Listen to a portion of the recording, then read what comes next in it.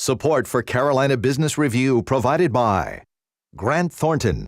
Operating in more than 100 countries, our tax, audit, and advisory professionals specialize in helping companies unlock their growth potential. Blue Cross and Blue Shield of South Carolina, where healthcare is changing for the better. Find out how at ahealthysc.tv. And by Sunoco, a global manufacturer of consumer and industrial packaging products and provider of packaging services, with more than 300 operations in 35 countries.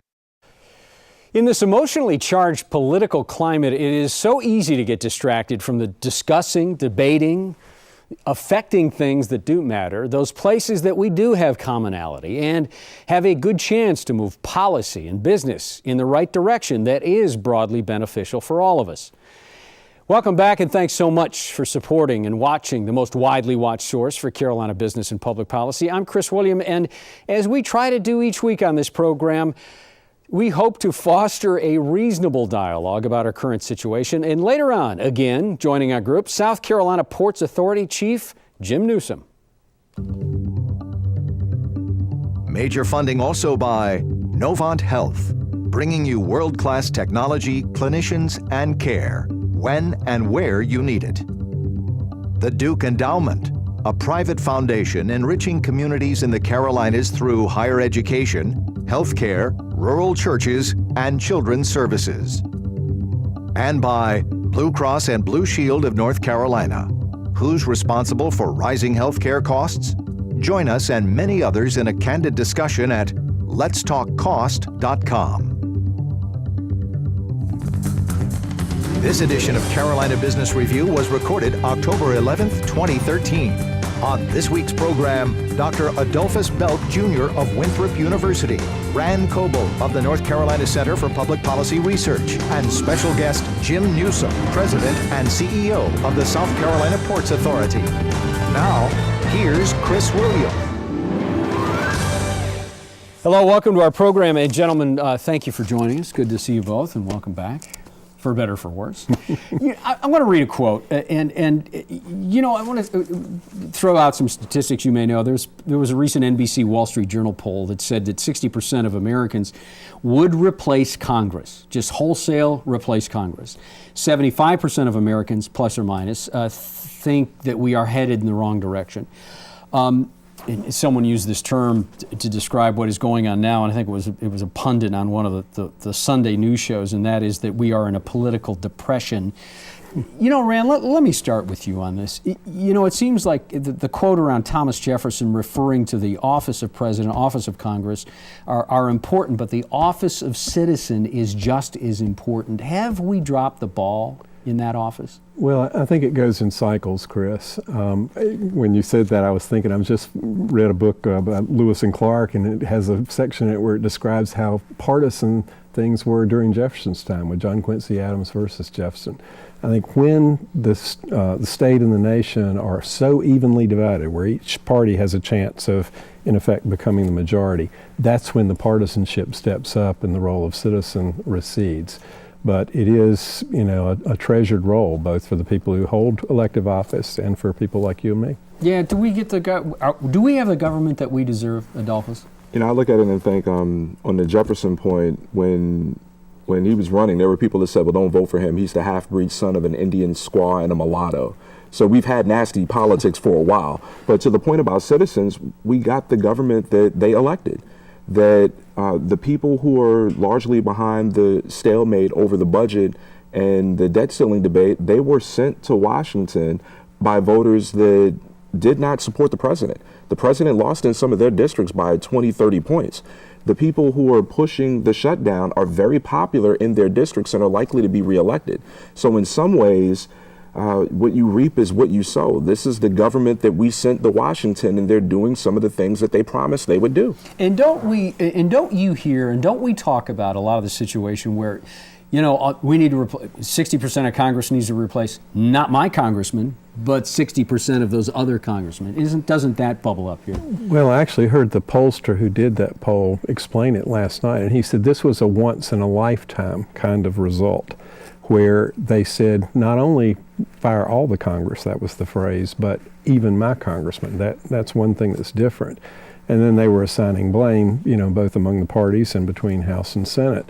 So there is something deep anger about this, and the average person tends to. I've stopped at a gas station yesterday, and the guy said, we sent them up there. Why can't they just do their job, pass a budget, deal with the debt ceiling, so on? So when do we hit the tipping point here? When does something actually draconian happen? October 17th. If we reach the debt limit, then there are going to be severe consequences for the American economy and the nation state. When you think about what happened during the last go-round when we had this debt ceiling debate, Moody's downgraded our credit rating from AAA to AA and admonished the United States Congress for playing politics with something that shouldn't be about politics. The debt ceiling was raised 17 times during the Reagan administration without very much of a fight. And the idea is that that wasn't about future spending. If you want to have a debate about future spending and taxing policy, that's one thing. This is about spending that we had already committed ourselves to and servicing existing debt.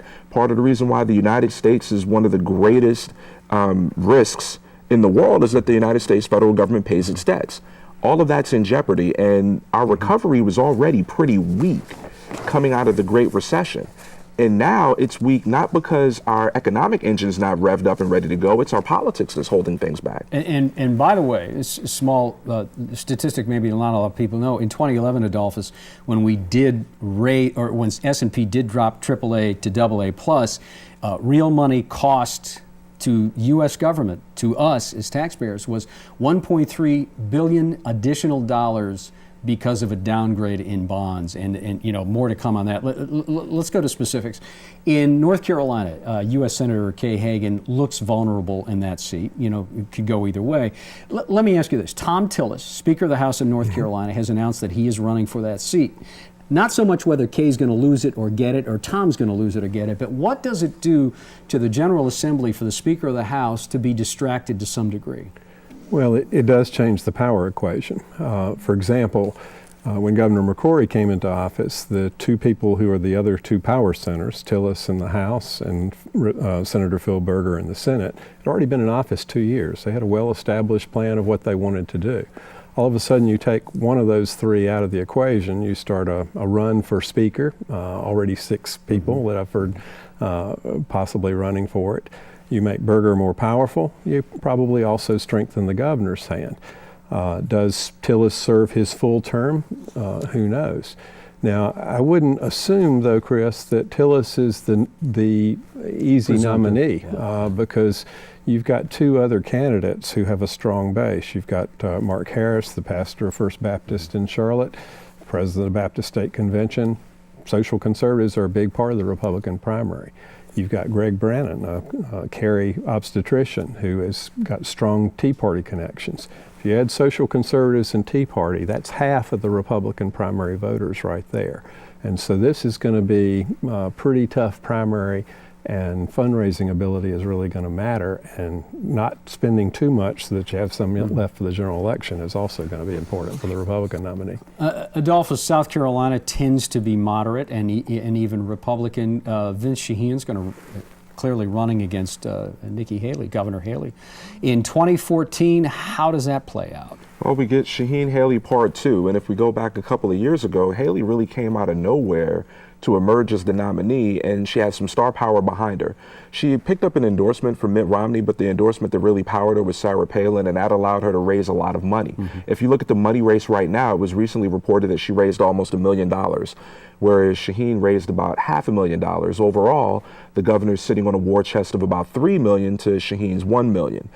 If he can't close that gap, it makes it harder to get his message out there. Moreover, he might suffer if Haley's on the offensive and he's having to respond to her rather than being able to dictate things on his terms. So dollar for dollar, if he matches Governor Haley, does he have a probability of winning that office? He has a greater chance because then you're fighting on even ground. The challenge for Shaheen is to point to those things in the governor's record that have been less than stellar. When you're an incumbent, you have an advantage. You have name recognition, you have a better fundraising apparatus, you have some accomplishments on which you can run. The challenge for Shaheen this time around is to say, well, yes, we do have a record, and here's why parts of that record are troublesome, and here's what I can offer you as a new governor. Yeah, more to come, and we get to watch that rematch coming up probably sooner than 12 months.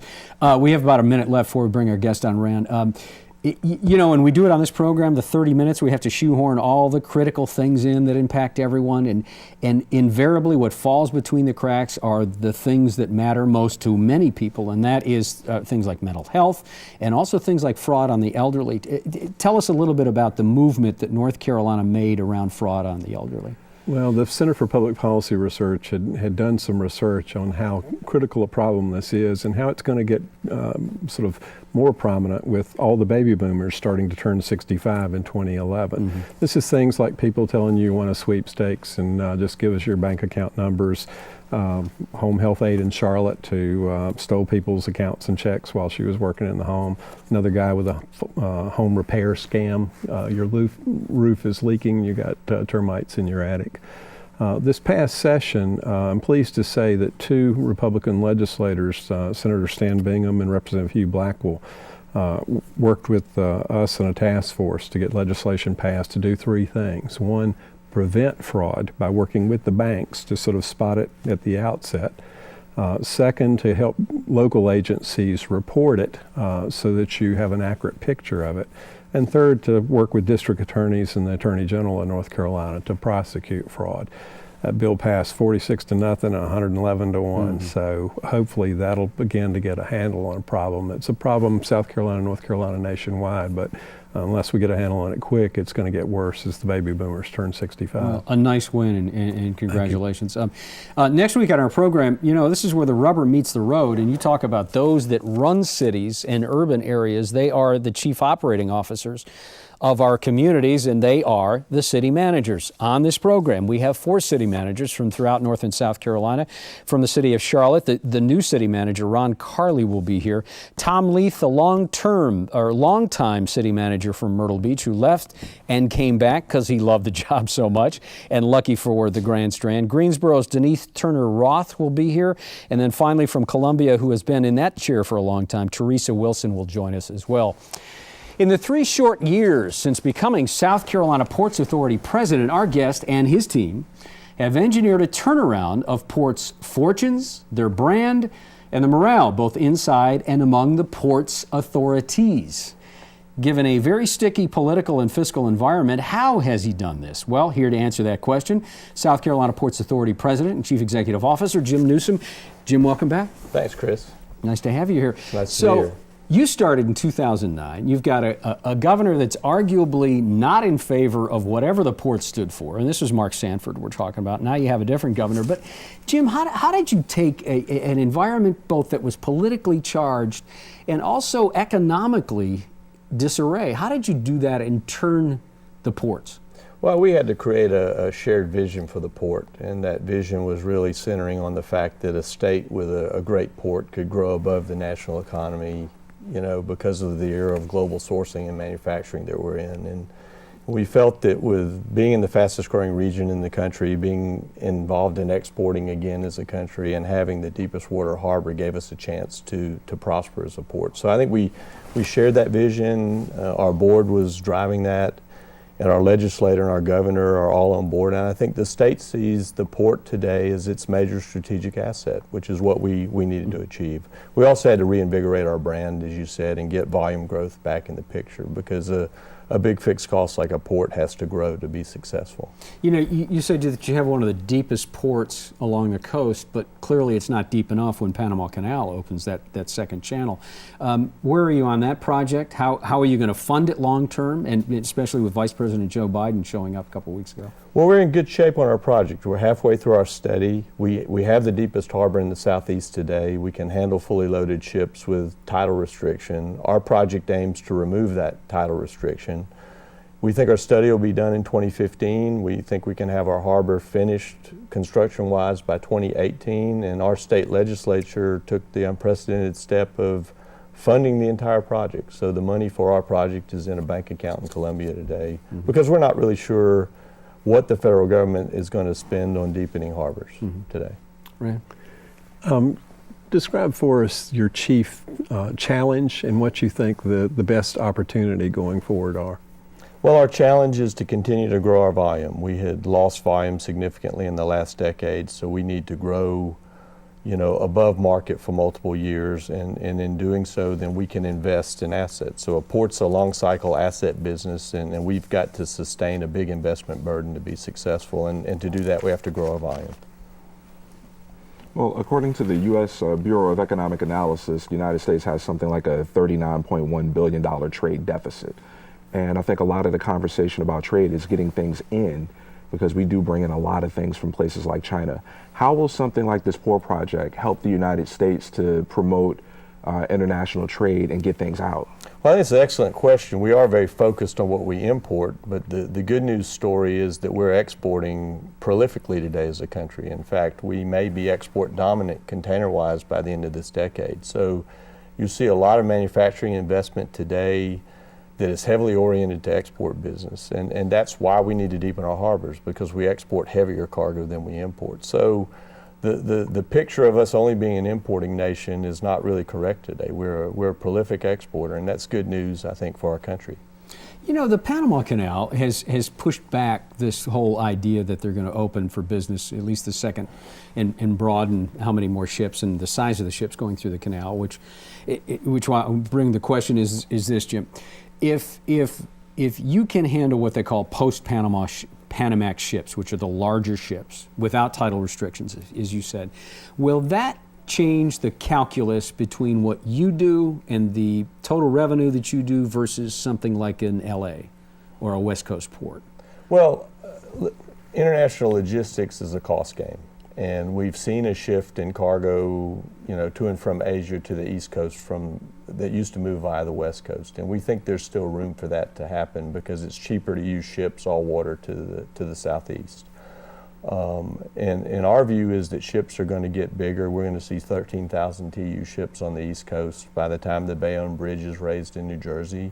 And TEU are those 20-foot containers? equivalent, Yeah, right. okay. And so that's going to take a harbor that can handle ships at 48 feet of draft 24 hours a day. So that's what we're trying to do with our deepening. And we think that gives us a chance to grow above market for multiple years.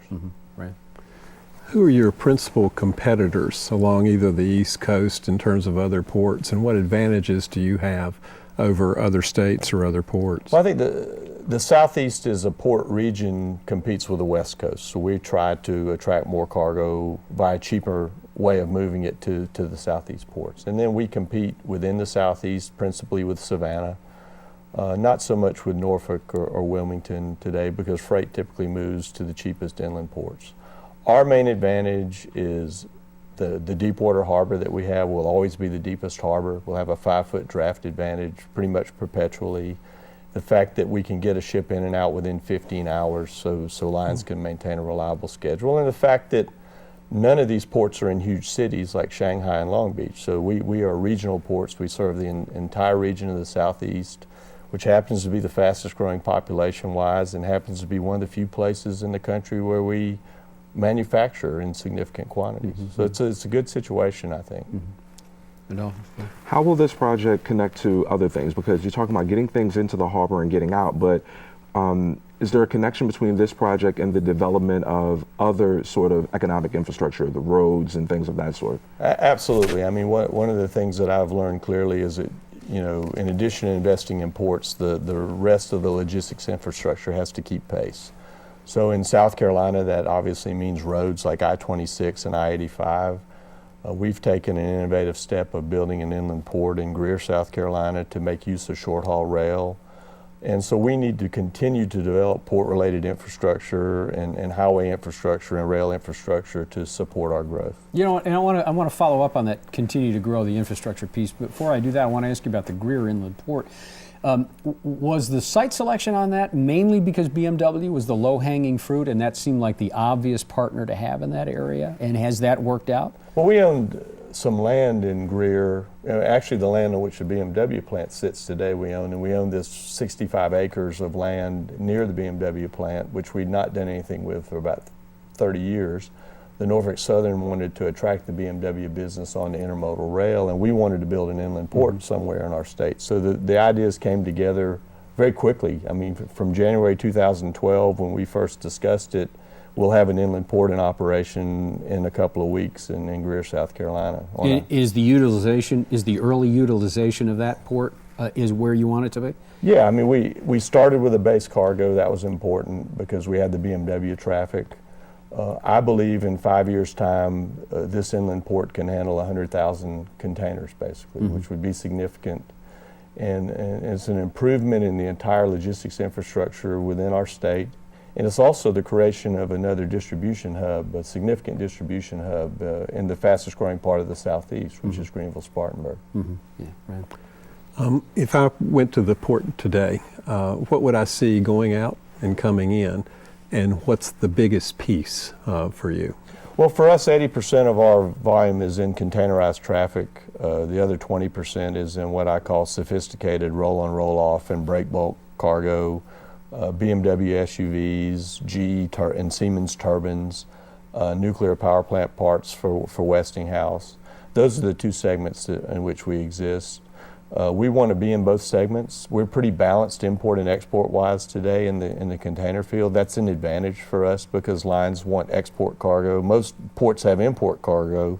The trick is to have export cargo, and we have it. And again, that's where the water theme comes into play, because if we have the deepest harbor in the Southeast, people need to sail foreign from our port to fill their ships. I think that a lot of this conversation will strike South Carolina listeners as being a great thing to hear about all of this economic activity. What would it mean, though, for those persons that have been out of work and seeking work, that are looking to secure themselves in what's been a pretty tough economic situation? Well, we say that 1 out of every 10 jobs in South Carolina is indirectly created by the port. So again, a state with a great port is going to attract business, manufacturing, distribution. And I think in today's world, those are very good jobs. I mean, they're jobs with good wages that have, pension benefits, health care benefits. So I think it's an encouraging sign for people to have a prosperous port if they have the right background to work in those industries. And that's one of the challenges today. Jim, both states, North Carolina changed its funding formula for transportation projects, was a fairly large leap forward. And in South Carolina, the State House approved $500 million in bonds that go toward infrastructure, just as you were talking about. So that went through fairly well and fairly quickly, but now it seems the deployment of that $500 million in bonds or so is bogged down in politics and debate back and forth. So when you talk about not just the inland port, but when you talk about I-26 and I-85 and widening those, and anyone that's driven on them knows how it is with the trucks and the cars. So how reflect on this, characterize in about a minute and a half about how this is going to either help or hurt what you're trying to do in general. Well, again, there's no doubt that the cargo in and out of our port relies on I-26. We'll always be a heavily truck-based port. So the improvement of I-26, the improvement of I-85 is critical to our port. And I believe that's well recognized in our state legislature today and by the DOT. And that will be prioritized over time, and that'll be a benefit to us. But we've also got to find additional creative ways to move cargo. One is by short-haul rail to Greer. Another's by short-haul rail to Charlotte. You're building a brand new intermodal facility, Norfolk Southern, at the Charlotte Douglas Airport. That also has the potential to enhance the movement of containerized freight. So we've got to improve the infrastructure and prioritize that in a way that makes sense for not only the port, but for the logistics in our state. How in about 30 seconds, this is probably not fair, but I'm going to ask it anyway. Can you give us a sense of time on when 26 might be widened, or 85? I can't answer that. I mean, I think that's Secretary St. Onge's bailiwick to say that. But you don't go a day without someone talking about it. Yeah. And part of solving a problem is recognizing a problem to begin with, and I think it's well recognized today. And let me say this, I didn't say it in the open, but congratulations on year-over-year revenue growth, at least for the last 3 years. Not bad for just starting on the job 3 years ago. Congratulations. We're glad you've got the job, Jim, and thanks for being Thank you very much. Yeah, good to see you. Adolphus, good to see you. Thanks for being on the program again. Enjoy being here. Yeah, always. And Rand, nice to see you again. Thank you. Thank you. It's not snowing this time, so you can get back to Raleigh without too much trouble as last time. Until next week, I'm Chris William. If you have any comments or suggestions, please go to carolinabusinessreview.org. Make your comments, watch our program. Until next week, I'm Chris William. Have a good weekend. Good night.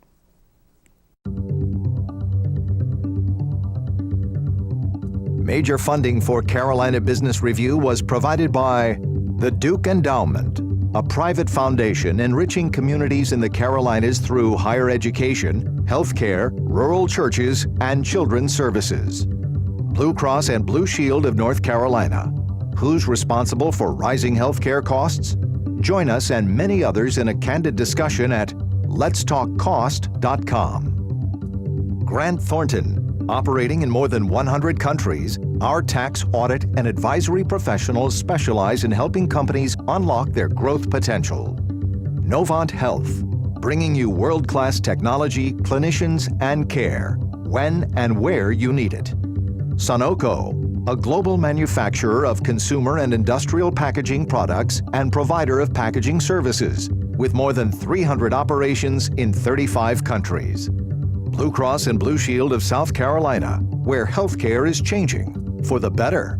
Find out how at ahealthysc.tv. And by viewers like you.